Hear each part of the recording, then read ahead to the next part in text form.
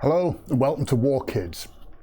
My name's Ross and I thought it was important that we had a conversation today to discuss Protect and that core part of what it is we're doing and really why we're all here and why we want to talk about technology in particular and how it affects our kids.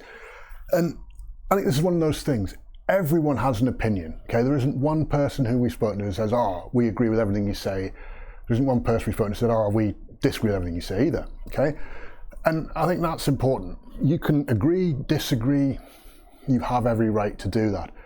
But I think the fundamental part that we all can agree on is that really we want to try and help our kids get the most out of technology in their lives.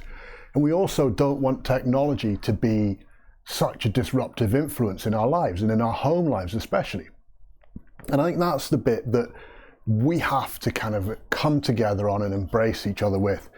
And in particular, what I was looking at here is that what I want us to be clear on is what we aren't going to do and what we can't really get involved with helping you with. I mean, we can talk with you, we can help you to have that individual conversation, but what we can't do is have a policy position on it. And in particular, that's around what's too much technology for kids to be doing, or kids should do more activities away from technology. It's not to say I don't agree with it, it's just to say I don't want to get involved. It's a whole other area and it expands our scope far too much. So let's talk Protect, okay? Because remember, we have Protect, Empower and Secure as our three areas that we work in. So Protect, what's Protect mean? Now, well, obviously my bit of technology here, probably most kids wouldn't like it. I know in the past I've used something similar with my nieces. They loved it. Maybe something for you parents to think about. This is my Remarkable, can't do anything online with it. Really annoying for kids. But it's one of those things, isn't it? You know, how many times or how many people do you know who have kids who they arrive at a restaurant, they give the kid the Plastico pear. You know, thank you, by the way, James Blunt, for that term. I absolutely love it. The Plastico pear, here you go, have the Plastico pear. What are you giving your child access to with the Plastico pear? Now, the next thing that happens is, of course, does the Plastico pear stay fine? The child sits like this, don't they? Child might get angry, or they sit like this, the child get and violent and stuff like that. Does the parent snatch the device back? Do we have quite a physical alteration in terms of how we manage our access to technology? Now, this is exactly what Protect is about, okay?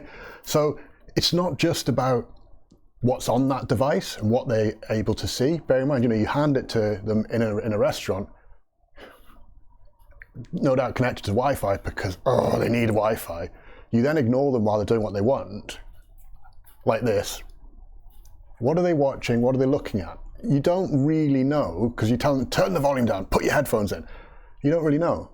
So that's concerning. Do you do something similar at home? What are they accessing at home? What do they do? What's going on? And then we get to the point of saying, but we're physically also removing devices from them. And that's a really violent way of working that is just normalized in society these days. Now, the other thing for me that I want to be really clear about is people come to me probably once, twice, 3 times a year or so, say, what would you recommend we do? You've got an IT background. How should I set up parental controls at home to manage my kids' access to the internet safely? And I used to say, this is what I would recommend. And I thought, I need to be sensible. It's been a couple of years since I've looked at it. My kids are both now 18 plus.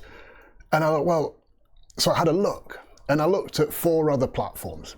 And 3 of them said, read your child's messages. And I thought, hang on, this is definitely not okay. I mean, I remember back in I'm not going to say when, way back when I was younger and growing up and we used to watch TV and it'd be like, someone's found the kid's diary or you can't read it. And it was that's kind of it. You don't read a kid's diary, but it seems fine to say, I'm going to read their phone.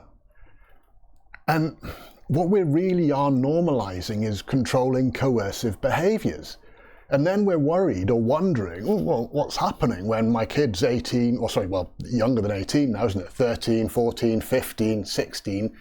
Let's be honest, these young relationships are starting younger, no doubt because they're accessing content at a younger and younger age, but they're completely dysfunctional. Kids aren't able to cope with them. And how much of that is because they have grown up at home in a controlling and coercive environment because technology is taken away from them and snatched from them. And we hear it time and again, oh, well, they want to see what's on the phone. They want to see that. And it's like, but if that's how they've grown up, why are we surprised? So Protect is about challenging that. Let's get down, let's break down the barriers. Let's understand, how are we interacting with technology, with our children? How are we encouraging or reinforcing relationships with technology with our children? So, if you turn around and say, well, I'm going to read your messages, we shouldn't then be surprised if our son or daughter then expects to read the messages of their partner when they're in a relationship. Because the message you have said as a parent is, I do it because I love you. And that's almost word for word the language of an abuser. And when you are doing things that are controlling and coercive in nature against your children, you cannot be surprised if that's then the behavior that they normalize and rationalize as this is a healthy behavior, to go to the next step and have that cycle continue now in a new relationship.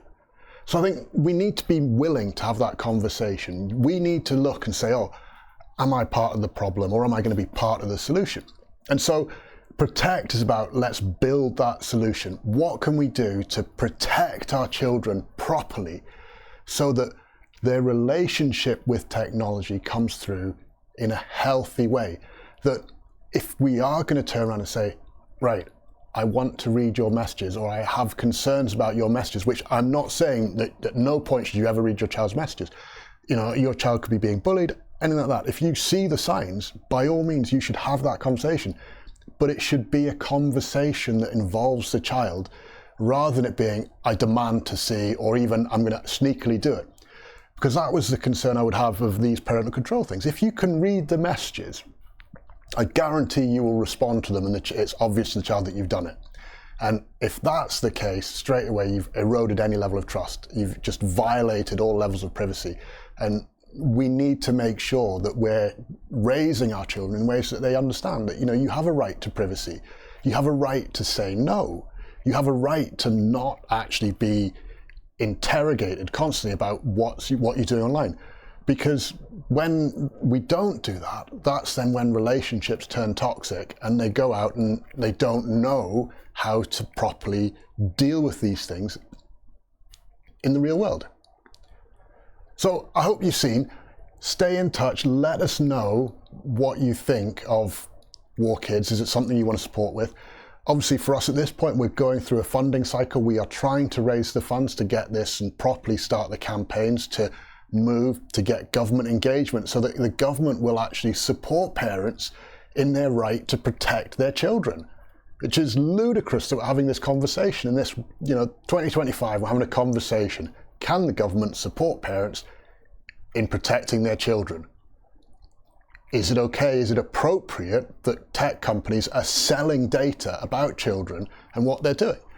I mean, I don't know. You tell me. So get involved. Let us know down below. Don't be afraid. Reach out, find out, get involved.